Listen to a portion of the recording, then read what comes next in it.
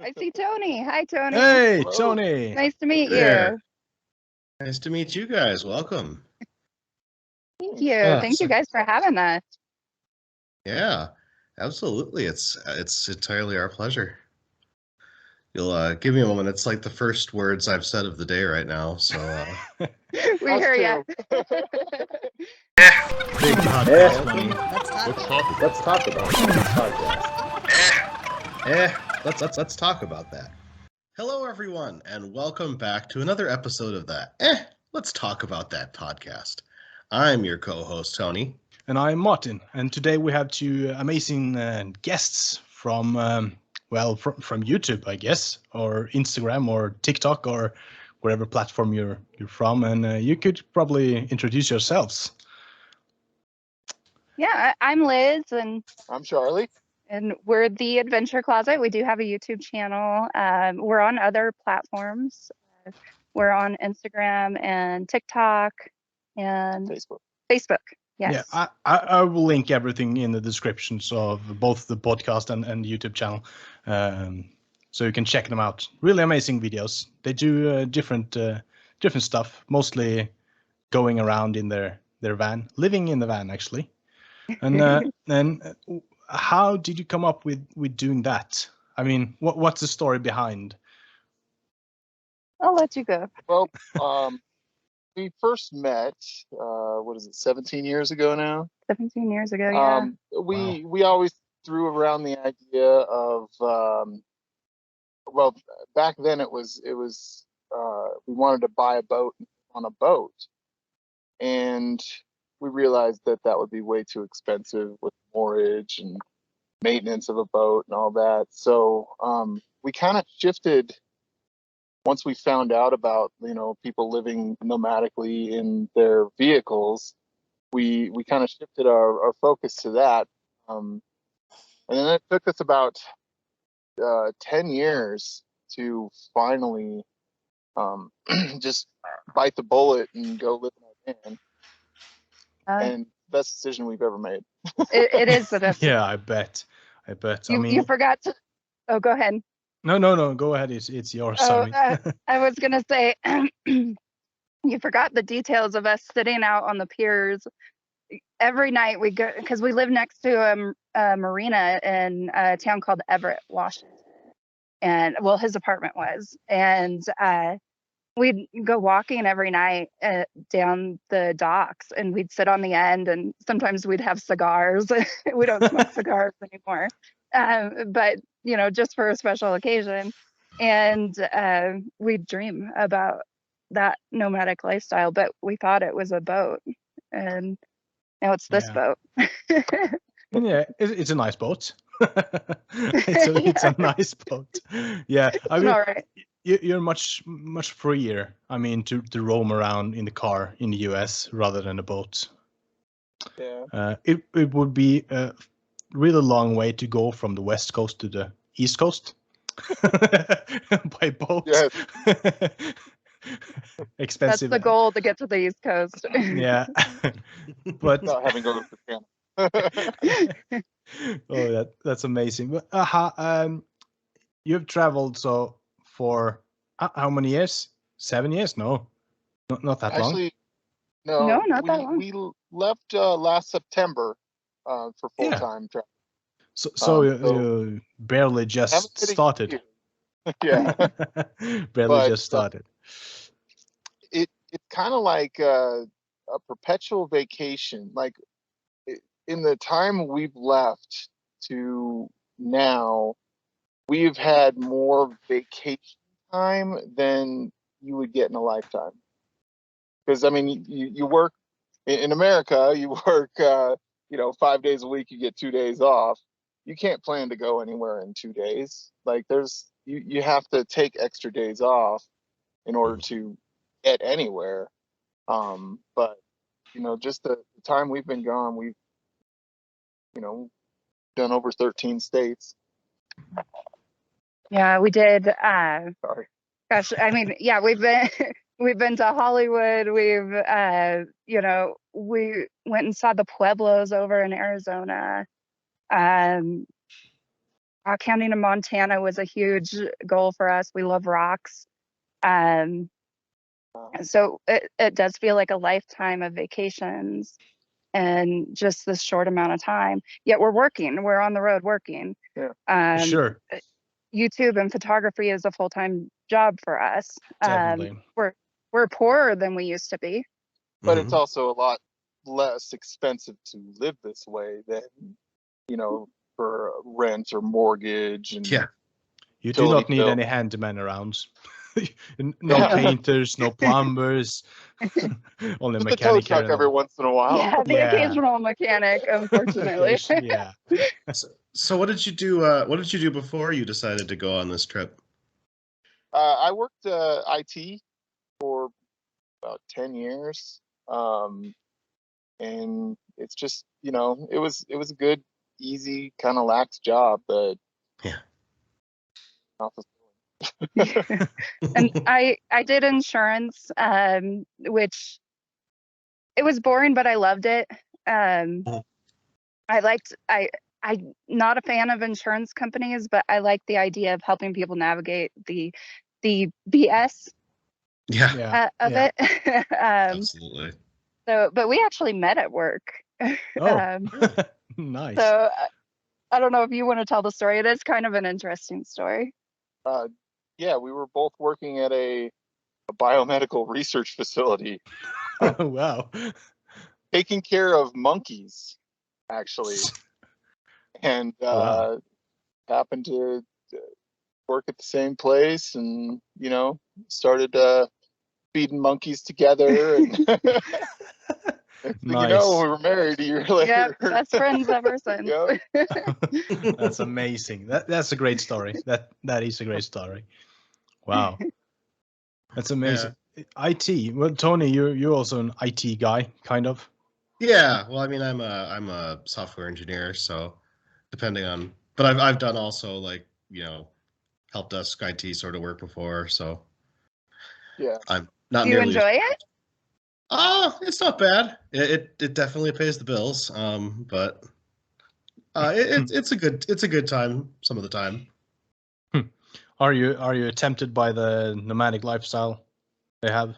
Oh, yes and no. I mean, there's definitely something to that. Imagine buying a van like they have, or a bit bigger, and taking both your kids and your wife and just Yeah. It's a bit Yeah, roughing it. definitely Yeah. would be a little different with a 2-year-old and an 8-year-old Oh man. Definitely. travels. So Nice. Yeah. And you have kids as well, right, Martin? Yeah, I do. I have 2 kids, and no, I wouldn't do a nomadic lifestyle here with 2 kids. I mean, there is people doing that. They buy like the larger vans, like the I don't know if you have the Volkswagen Crafter and something bigger ones, and they turning into small, almost cabins, and they're living like a family. And I cannot figure out how that would work. I mean, I have a house, and I have a shed. I have a lot of stuff outside, and I need more space for every day. I need more space to all my stuff. But I love being out in the wild, in nature, and so on. So I'm envious of you being able to see so much of the vast country you have, so much, so many interesting places, so many beautiful sceneries, and amazing people. I guess you meet. I mean, traveling, you can't just stay solo, I guess. Yeah, for the most part, we haven't really met a whole lot of people, but now we're kind of coming out of our shell a little more, and we've met some amazing people. Yeah. And people that have dogs with them or cats with them. Dogs and cats. Yeah, which I would think it would be just as challenging as having kids. I would love to have a dog, but there's no way in here. Yeah, you need a bigger van. To be, yeah, a dog. I mean, a dog takes a lot of time to. Yeah. So I've seen many of your videos, and you were if not directly, you were thrown out of a beach by Elon Musk's guys. I remember that one. That was an I did amazing not see video. this one. What's Yeah. the story for people who don't know? So we ended up driving through the night. We were leaving the Dallas area because it's too big of a city. Like you start in Fort Worth and you drive through to Dallas, and it's 50 miles of city. 50 miles just spread out of city. Like no parks or gaps that you can see going through. And so we left there and drove through the night so we would avoid traffic. And we got down to SpaceX, and just past SpaceX, there's a beach called Boca Chica Beach, and which is right at the mouth of the Rio Grande, and like literally just walk across Rio Grande to Mexico there. So we got out there. It was dark, and I didn't want to drive on the sand, so we actually parked under SpaceX and just camped in their van in the SpaceX parking lot. And in the morning, we drove out on the beach and had breakfast. We're getting ready to go for a walk, and all of a sudden, this patrol car pulls up, and he says, "Everybody's got to get out of here. We're doing a test launch," and we're like, "Okay, so where can we go to, watch this or something?" And he's like, "Well, you got to go 50 miles back around and then to this other beach. And apparently you have to park at an RV park in order to watch it." So we just decided. Yeah. And on our channel, we don't like to do like a lot of like clickbait stuff, but it was just too good to blame it on Elon Musk there. Yeah, absolutely, And it was. absolutely. It was Yeah, I his mean, fault. he is the head And he of is a turkey SpaceX. dog. Yeah. Wow, this is amazing. You're in Colorado now. You've been for a while, or is it just arrived? Kind of. We've been here the whole month. We've moved around a few different places in Colorado for almost a month now. Yeah. It was our goal to stay in one state for a month because we traveled way too fast. And due to gas prices now. Right. Of course. Yeah. Your gas prices. Yeah, I'll. Our gas prices are higher than yours. Definitely. Oh, really? Yeah, Okay. yeah. Oh, rough. But that's, yeah, we drive mostly diesel cars here, and Okay. gasoline are more expensive than diesel here, so it's totally opposite. Yeah, but the gas prices, that's holding you down a bit. Yeah, I guess you use a bit of gas more than most when you drive around that much. You've been to 13 states. What's your goal with the whole thing? I mean, do you have a goal, or? We don't really have a goal. We just want to explore and share beautiful places with people. And a lot of our viewers, they can't get out and do this. So Yeah. I mean, we like to go to the lesser known places to see what's out there. Like just down the road here, we found these cabins that aren't even, they're not even listed anywhere. They're these old 1800 cabins. And Wow. got down there and explored those. And Cool. yeah. Yeah, we had a subscriber just recently tell us that they loved our channel because we showed them how to avoid people, which sounds awful. No, But it's the truth. Yeah, I totally get that, because when you're going to explore something and you want to see the scenery stuff, you don't want like 100 people around. You want to be there alone and be able to take in everything. At least that's what I love. What about you, Tony? Yeah, I know, like when we've done traveling, like when we went to Japan, me and my wife years ago, it's more fun to not do the touristy stuff and to kind of do it, a little different, a little off the beaten path, really kind of see it more authentically than, sort of the however they want to, put it for the big tourist attractions, Yeah. Definitely. And you speak a little bit of Japanese, right? I do, not especially well. It's been a long time, but I did study it for a few years in college. Was that helpful when you were there? Somewhat. You know, we also had a friend there who was teaching English or helping teach English. She was part of a program. So she was with us and could kind of act as our translator if needed. But it was nice to have from time to time. I specifically remember we when we were in Tokyo, the first day we stopped for like a snack at kind of a fast food place, and I went to like clear the tray, and I got to this like there was clearly like a garbage can, but there were like several different doors and like a little sink, and I'm like, what the heck is going on here? And luckily, I knew just enough to know that one of the garbage doors said burnable trash, and the other one was non-burnable, so I could figure out how to navigate it. And I felt good in that moment. Still on top of the world. Yep. And, saw the burnable trash. And But you know, I think the expectations there are so low in terms of, you know, foreigners knowing their language that they're amused and or impressed by really any level of Japanese speaking out of a obvious foreigner like myself. Yeah, I'm sure that's how the folks down in Mexico feel too. Yeah, sure. Japanese has become some kind of popular language, I guess, with all the anime and stuff like that. People are talking like more gibberish Japanese, I guess. But yeah, people think they can speak more Japanese now. I knew some Japanese, or I knew some single words and stuff like that after I did the karate thing. And hearing people just count to 10 in gibberish, you hear what they try to do, but you also hear, right, nah, it's off. Not right. It's off. It's way off.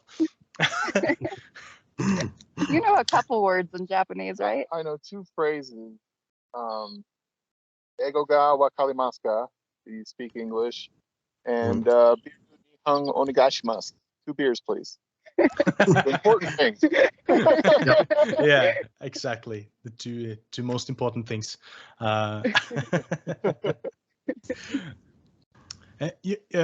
As travelers, what's the scariest thing you have experienced so far? Like you were really I could probably speak for you, the moose. Yeah, I was out taking photos in Idaho.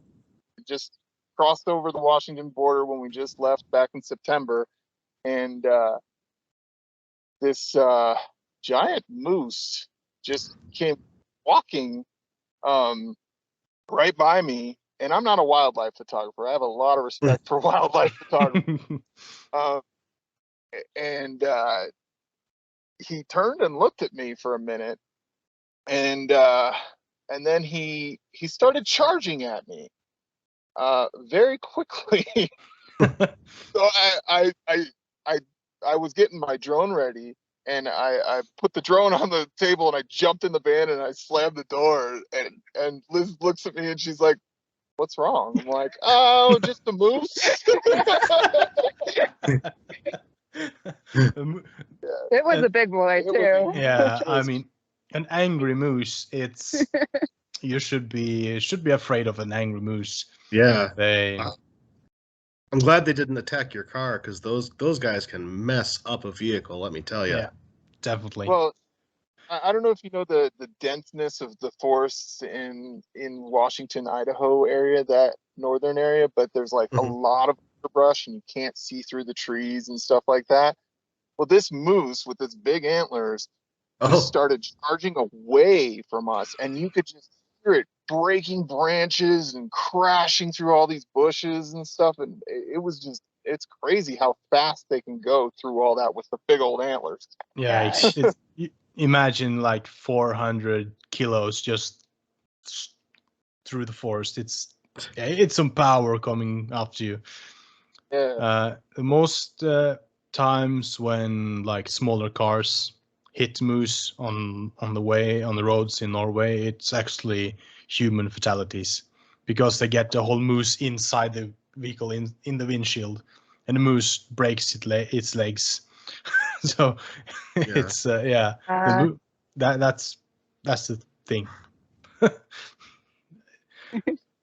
But yeah, I think that's the only really scary thing that's happened. I mean, besides like car trouble, like the car breaking down in the desert. Yeah, we had a flat tire 75 miles from pavement. Oh no. Oh yeah, that one. And, you do not 75 have a miles from spare? cell service too. We do have a spare, but it's a donut. It's the little spare, Yeah. which would not go 75 miles on gravel. Definitely not. Yeah. It was an interesting night. We went through the night babying that to town. Yeah. Wow. But how do you like? You need some maintaining yourself on the car, right? Or is it just on dealerships and shops? No. Well, there's not a lot that I can do. For one, I know computers a lot more than cars. And for two, we don't have a lot of room to carry like a full size jack and jack stands. And, Sure. I do have a full toolkit, but out here, there's not a lot of stuff you can do. No, sure. I mean, So you rely on like oil change. Yeah, you can do stuff like that. Check the oil and keep it clean and stuff like that. Change, yeah. So there's a lot of small, simple things I guess you can do to make it last longer. I'm not a car man myself. I changed the tires and I changed the windshield wipers, and then I put it on the shop. Let them fix the stuff. That's about what I do. Yeah, I can. I do wiring and stuff like that. I do not know anything about engines. Yeah. What about you, Tony? You had some car tires this winter, I remember. Yeah, well, we don't actually. I guess I don't know. I can't speak for everyone in Minnesota, but we don't usually do. You're our guy in Minnesota, so you are everyone in Minnesota. Yeah. Yes, that's true. So, Yeah. so I'll start technically that no one in Minnesota switches from summer to winter tires. We just use all-season tires. I think the studded tires are actually not legal here, so I'm not 100% sure on that. But we. I wouldn't be surprised if it was illegal. I mean, there are illegal in the bigger cities in Norway. Yeah. So yeah. But yeah, no. I mean, I don't know much about cars either. I had to get a new tire because mine went flat. But Yeah. I just remember you sent me this picture about the car tire with no. Oh yeah. Yeah. I had like... them for way too long, and the tread was just non-existent in like the inside of it where I couldn't really see, especially. Like I knew they were getting bad, but as soon as like the shop sent me like, this is what your tires look like on the inside, I'm like, oh man, it's a wonder that I haven't crashed. It was. Yeah, that was scary actually. I never seen a tire that's smooth. Oh, man. Yeah, bald seems like an understatement, Just, it was gone. Yeah. Well, at least you found it out before something happened. Yeah. Absolutely, yeah. I do have a question for you. Speaking of Minnesota, when we get there eventually, it's one of our goals. Like, what is your like top 2 places to see? You have Tony's backyard. That's a very nice place. Let's see if you're. Gosh, I'm gonna. Now you're putting my like Minnesotanness to the test here. Yeah. I mean, you're the only one there, right? Yep. I'm the only one here. Sorry, excuse me one moment. Still getting over just a little bit of a cold here. Up in the the Duluth area, it's really great there along Lake Superior. Especially Duluth. It's got all these kind of wonderful steep hills and some cliffs and things like that. Of course, for you guys that might not be as appealing. We don't get that sort of interesting landscape here. Like when I fly out someplace that has mountains, I'm like, oh, mountains, this is wonderful. I'm not used to that at all. So, but yeah, no, that whole area is great. Also, I mean, if you're looking for interesting landscape, down in more southeastern Minnesota, like Red Wing and that sort of area, we have a lot of nice natural geography there. Okay. And of course, there's no shortage of things to do in the Twin Cities, but depending on not as much natural beauty here, but Well, that's sort of. Well, you guys have a lot of lakes, don't you? Oh, that's absolutely true. Yes. Every